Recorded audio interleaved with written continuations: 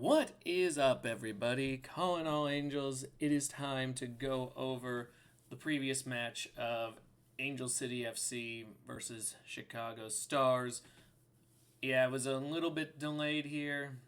Was hoping to get the stuff out a little quicker, get a few more bits of content out at different points in the week.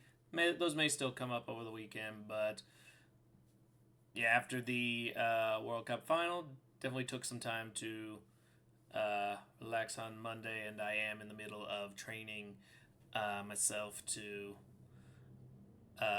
do a marathon in a few go rounds. So the early part of the week is a very tiring time for me. Nonetheless, today we will go over the Angel City match, as well as you will see in a later video the recap of all the matches. Very likely those will all be up over the course of Wednesday. Preview will come up on Friday, and I do think I will be able to get some of the other content out on Thursday. So look forward to those. But first, let's talk about Angel City's big 2-0 win against Chicago Stars. Admittedly, not the most impressive of accomplishments.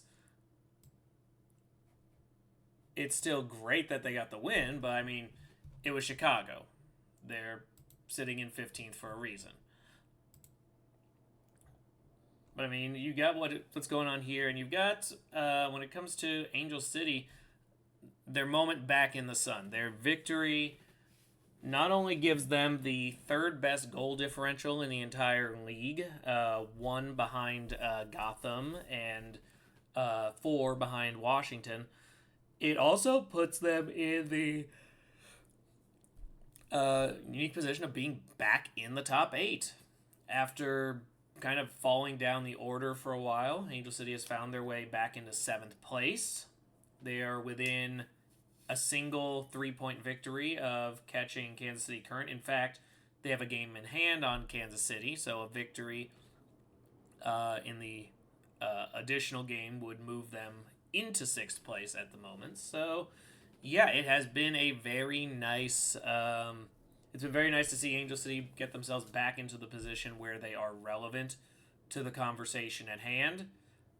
Technically, if they were to claim the 2 games in hand on Portland, because Portland's already played 16 matches and won both, they could get out of Portland as well. So Angel City has found themselves back in a discussion here where they're within striking distance of the teams at the highest level.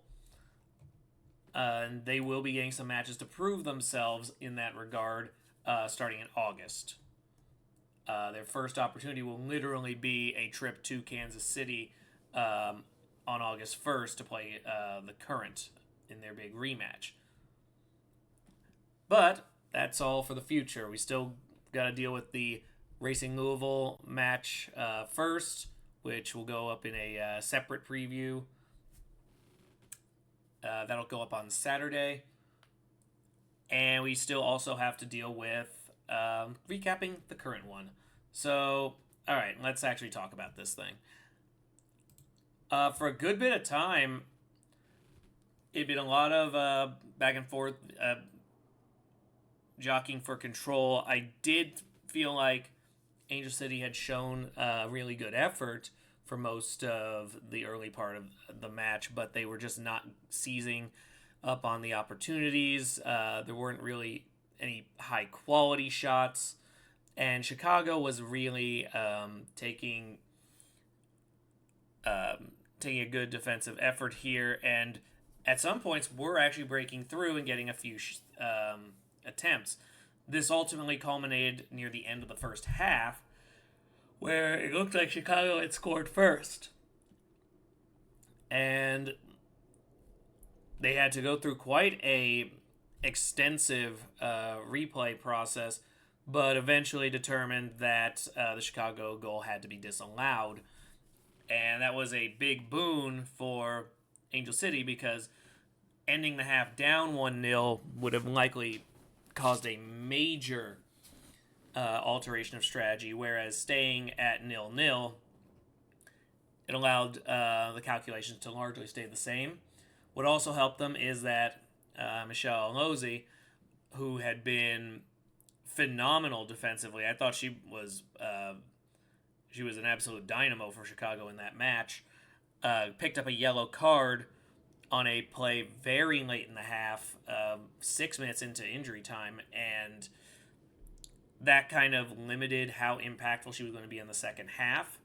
That was extremely important for Angel City, and they were able to pick up on that as they came back for the second half. The big moment that came through was Mayara. She was, well, not her, but there was a foul in the box, and she was assigned to take the penalty kick, and it had taken a good bit to iron this out. She ended up taking it a good 2 minutes after I figured it was going to be taken, but the penalty kick was finally shot. Slipped it right underneath the goalie's arm, and yeah, 56 minutes in, there we go. Angel City finally ahead. And as usual, it is something set up in the first 10 minutes. Those first minutes of the half, that is a major point where teams need to take advantage. I felt like it was extremely important for Angel City to find that goal because knowing their late game issues, having an advantage was very important there. Chicago, for much of that half, was struggling to really gain a foothold. They did have some opportunities where it looked like this was going to turn into a stressful matchup. They did get a yellow card on Aaliyah Farmer, who had been playing a lot more aggressively that half. I thought had done quite a few decent plays up around the top of the box, trying to get something to materialize, and they did. As I said, Angelina Anderson did not get a straight up cakewalk in this one. She actually did have to step up and make some big moves, and when it came down to it, the team in general, Chicago, I have been significantly impressed by in this season, even though they are obviously not a major threat to most teams. They're always in the boat where they're giving themselves, I would say, real chances to be competitive. Like, they managed 48% of possession here. They did get 3 shots on goal where Anderson had to make some big saves. That said, there was never really a point where they were the dominant team. Like, Angel City ends up here with 2 goals, but because of the sheer volume of good opportunities they were getting, they were on pace, based on ESPN's expected goals, to have 3.5. So a lot didn't materialize that should have. Meanwhile, Chicago only had a 0.6 expected goal. So even in most games, 1 goal is really all they were going to get. Anyway, beyond that, looking at the remainder of it, Angel City seemed to get the finishing goal at the 90th minute. However, review was required. VAR strikes the goal down, so the pressure's still on to try to finish. Chicago did try to make some challenges, but it did open up the back line, and Priska Chilufya is able to pop the ball forward to Svines Jansdottir, who just takes the ball herself, fires into the net, 9 minutes into injury time, and now we have a 2-0 victory. The strikers, their ability to finish goals has been drastically improved since the break. And in that, I am extremely grateful because that was getting infuriating for a while. Now, again, other than the San Diego match, it has been lower tier teams, and that is not changing here this Sunday when Angel City will be seeing Racing Louisville, the only team lower in the standings than Chicago. But the positive in all of this The bright side for what's coming up is, assuming they can get that win with Louisville, you're looking at, again, some potentially busy matchups. As I pull up my reference guide here, where some of the teams ahead, Portland Thorns, we were just talking about them, have to match with Gotham. So one of the teams ahead of Angel City is going to drop some points, potentially both of them if they draw. Utah Royals will be going cross country to North Carolina Courage. And the Courage actually just fell out of favor in the standings. They dropped to, I believe at this point they're sitting in 8th behind us. They're going to be looking to kind of redeem themselves after getting dominated by Bay FC. And then one of our main playoff challengers, Denver Summit, will be going to Washington. So either way, a team ahead of us is going to fall or a team behind us is going to fall. And the last big one, San Diego Wave hosting Seattle. Again, Seattle's a potential chaser. San Diego's one of the ones ahead of us. There's certainly a lot of matchups to be paying attention to this week, besides just our own on Sunday, which will cap the week. Other than that, yeah, the squad itself seems to respond very well. I was pleasantly surprised after what had been a very tense situation with seeing an injury last week that the squad was actually really prepared, and I was looking forward to seeing if the striking would lock in, and they absolutely have. The defensive line still doing well, and we haven't brought it up yet, but Angelina Anderson, this was her 3rd straight shutout. So at this point, Angel City has a clean sheet for the entire month of July, a mark that they could absolutely complete with a team like Louisville, but we'll see how that goes. Louisville did come away with a point in the standings last week, so we'll go into a little more detail on that when we get into the preview. The final thing I'll bring up here, as we've talked for a good bit, you can see it now, I have a new Angel City specific outfit here. That is going to be for all Angel City stuff. I still have the old one. There we are. And that'll be in when I'm watching other Angel City stuff as well. I was like non-Angel City matches, as well as if I'm on my gaming channel, which I have not been on in quite some time. It's been definitely a busy last few months, but I will be trying to peek my way back in there at some point, and when it does, I'll still be wearing the standard stuff. However, the Angel City color scheme you'll be seeing here a little more often. It'll be showing up on the channel, and I think that pretty much concludes what we got in terms of recaps of this match with Chicago. For the time being, I'm definitely in firm expectation of another win, but I'll also take the time to enjoy what has happened here. So for all of you, enjoy your football. Enjoy whatever team matches you're watching. Root for who you're going to watch. And go Angels. How's everyone doing? We are going over. Actually, no, let me switch over here. This is not an Angel City specific video. This is the recap of the week. So I can go back into the regular clothes here.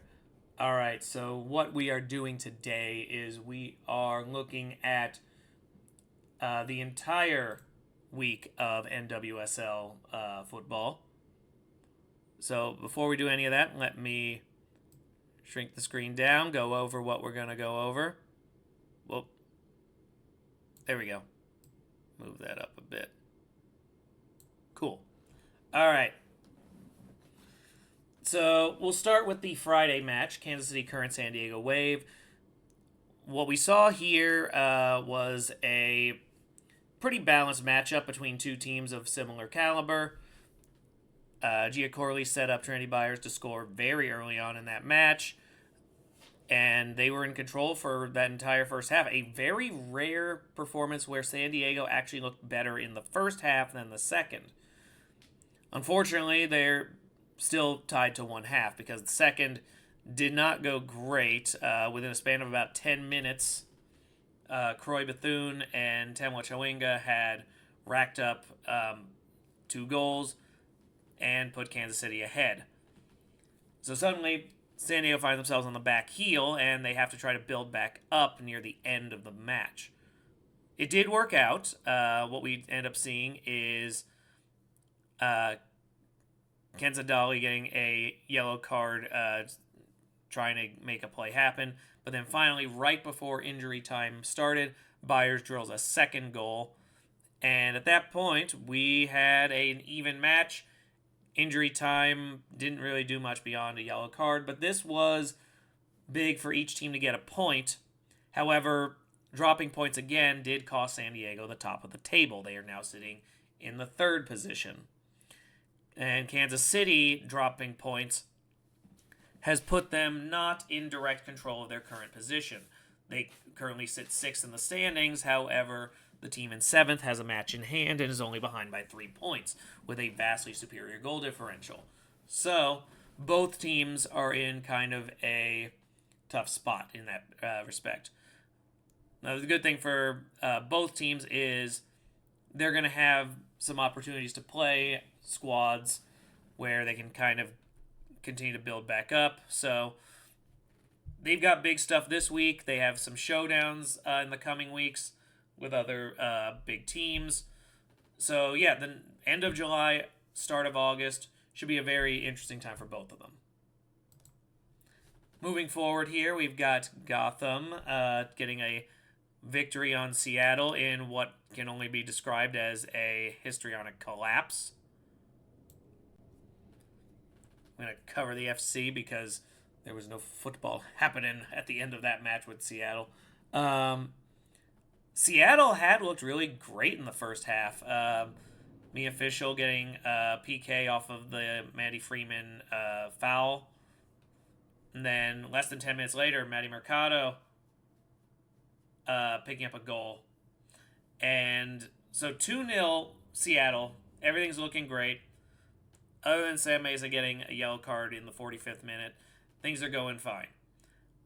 Maddie Dalian gets assigned a PK to score one in the 57th minute, and it doesn't succeed, and the Worm turns on this match almost immediately. This was a sight to behold. Seattle just could not maintain their momentum any further, and it was astounding to me to see Gotham basically just... They proceeded to do like the utter collapse that happened when Egypt was up 2-0 on Argentina in the round of 16, but this one I don't feel like was anywhere near as like blatantly favoritist. This one actually was just Gotham taking advantage late, being a gamer late, pulling that Knicks life a little bit, and Seattle doing Seattle things. Esther Gonzalez, 2 goals, with Jaden Shaw getting both the assists and a goal in the 81st minute. So again, first 80 minutes, free and clear. I don't know why I'm moving my arm. You can't see it. I don't have full motion tracking active right now. But yeah, she gets the first goal. Pressure's on. 4 minutes in injury time. They rack up another one, so now the match is tied. You assume it's going to be a 1 point each draw at this point. But somehow the opportunity opened itself again. Sam Kerr sets up Rose Lavelle very late in injury time, 8 minutes in, and gives Gotham the 3rd goal. It was a bizarre second half. I could not believe what I was seeing. Seattle has definitely some structural stuff where that's preventing them from being very consistent. I thought this was going to be more of a Portland problem than it was Seattle. I thought Seattle was just going to be consistently middling. Uh, Seeing the just wild shifts in quality though is really just incredible to me. I don't know. It is something, and Gotham, it worked out for them. That puts them in second in the standings right now by virtue of goal differential. They are 3 goals, so they're at +9 compared to the +12 of Washington, but it makes for an interesting challenge there at the top. Those two now duking it out. Still plenty of teams behind them, should either of them drop points. So, yeah, lots of fun to be had here. Next up, Denver pulling out a victory on Portland. So I will say, while Portland has been a little more consistent, I feel they are one of the teams that's a little bit more straightforward to exploit in terms of style. They did manage to get a goal on a penalty kick 25 minutes in. Sophia Wilson drills one. But Denver really is coming into their own as a team. I have been pleasantly enjoying what they've been doing. Very late into injury time in the first half, Janine Sonis equalizes the match. And then after a very competitive second half, a couple yellow cards, one on each. Finally, Natalie Means hits one in the 86th minute, takes control from there, and Portland just really not able to do much on that front. So Portland's style, I've long been saying, is one that can be taken advantage of if the team is really paying attention to the style they like to do. They are very much a counterattack. They take a lot of attacks going in and then use that to counter. It is very rare they overwhelm the opponent. And so while it does make for an interesting stylistic battle, ultimately Denver is a unique one on this front. I thought what they did with Portland was very textbook. They looked really good pretty much the whole time. Once they had the match equalized, I was really no longer concerned that Portland was going to overwhelm them, because it looked like the style of the game was very much fitting Denver. And they finally managed to get a goal to actually show that advantage. Moving on to the third one here. There's not much I want to say on this one. This was nightmarish. Caroline Lemma bashes through 2 goals in the span of 2 minutes, with Rachel Kundanji getting the first assist, Alex Pfeiffer getting the second. And that put it at 2-0. That pretty much ended the game. Kundanji got a goal of her own early in the second half, and then North Carolina, in an attempt to very late in the match get something going, their goal was disallowed. I don't really want to spend too much time on this. It was more just North Carolina regressing back to early season form. And that needs to be looked at very quickly, because they are going to find themselves falling out of the playoff picture if they allow that to continue for much longer. The match we lived. Very fun match for Angel City. The first half didn't really lead to much scoring, though a goal had to be disallowed late in the first half as Chicago went offside.